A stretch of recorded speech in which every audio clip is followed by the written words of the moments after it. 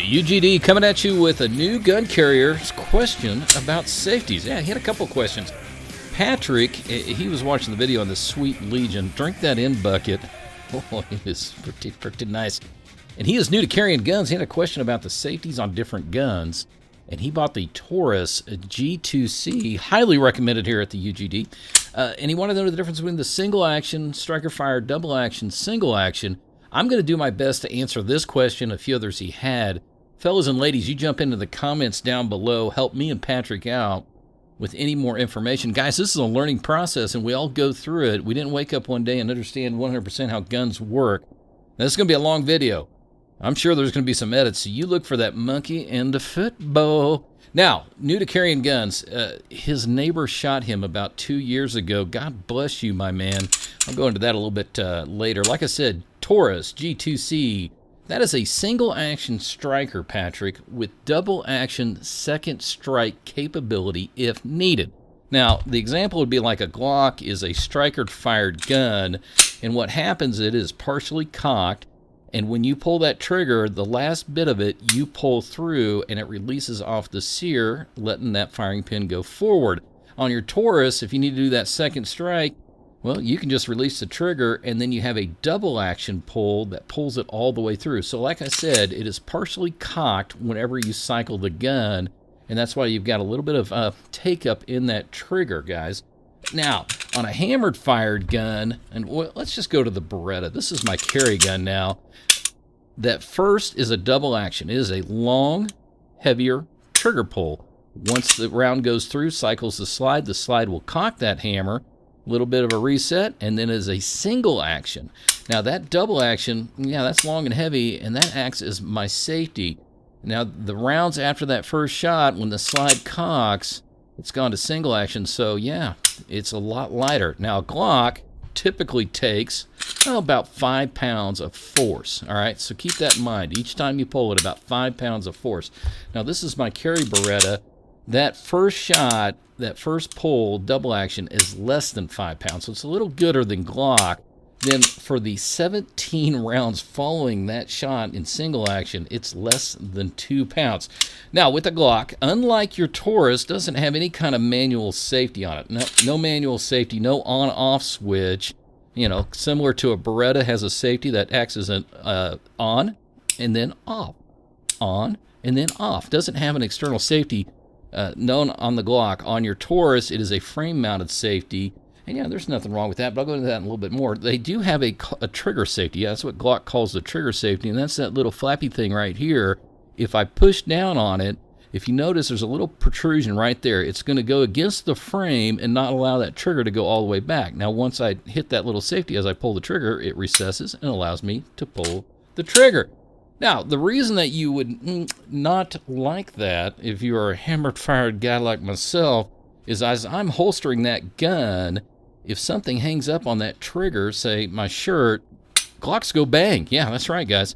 And so on your Taurus with that frame-mounted safety, it would prevent that. Now, when I holster this sweet Beretta PX4, if something hangs on that trigger, my thumb is over the hammer, and I would feel it coming back, and I know it's about to go bang.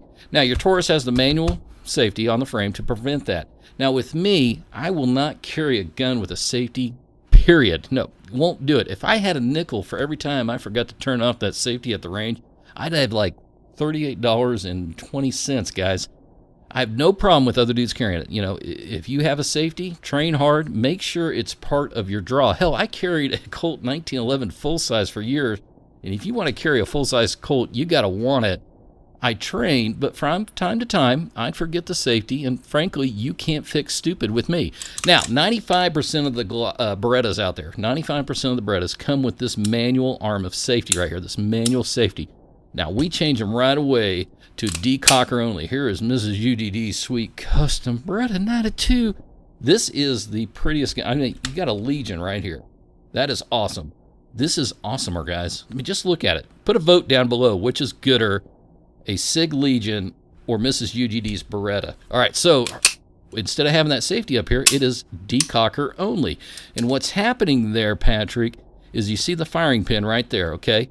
as I go to decock it, you see how it rotates out of the way, and then the hammer can fall safely. Now, a SIG, its decocker's right here. It is just dropping the hammer safety. It's not moving the firing pin at all. The firing pin's going to stay right there, fella. So that's a little bit of difference there. Now, most guns these days are manufactured with a drop safety. Yeah, they're going to have a drop safety. I'm going to show that to you real quick, Patrick. This is going to be in your Taurus also. Take the slide off, and you're going to look right there. See that right there? Now, this is dirty. This is a Polymer 80 build, which is a lot like a Glock, guys. So forgive me if I keep calling it a Glock. So right here is a little plunger that the trigger pushes in as you pull it, and that's going to allow the firing pin to go forward. If that stays down, the firing pin stops right there. So it's got to push down, and that's a secondary safety built into your guns. And in fact, Patrick, this gun right here, my son and I built. It's based off a Glock Gen 319. And part of the process, and this hurt, Mrs. UGD was puckered up like I was. You drop it from 6 feet on the ground, here, like this. Holy junk. Guys, I do have a home phone. Hold on just a second. That's the bucket. Hold on just a second, guys. Hey, bucket. I'm right in the middle of shooting a video. I'll call you back. So, we dropped it like 18 times to make sure that gun would not accidentally go off, guys. Now, Patrick also asked about spring wear. Yeah, he wanted to know about spring wear because he's talking about, you know, it's partially cocked. Is it something I need to worry about? Well, frankly, no. You need to follow the manufacturer's recommended maintenance on your gun. It can be anywhere, I've seen as low as 2,000 rounds replace, say a recoil spring, which is that's right there, all the way to 5,000. Some guns, 10,000 and more. On this gun, everything has been resprung with Wilson springs that are silicone specialty springs.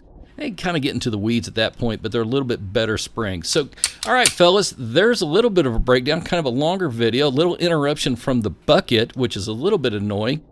I'd like to say something, Patrick. Good luck on your case against the man that hurt you, man. I hope he gets everything he deserves.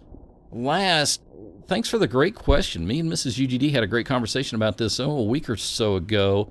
And you've inspired a video, my man. It's wonderful that you have taken the hard choice of taking your safety in your own hands by carrying a firearm. The key to it is just keep learning and keep training and be the safest you can be, my man. Hey, if you liked the video, hit the thumbs up. If you think I've lost my Beretta loving mind, oh yeah.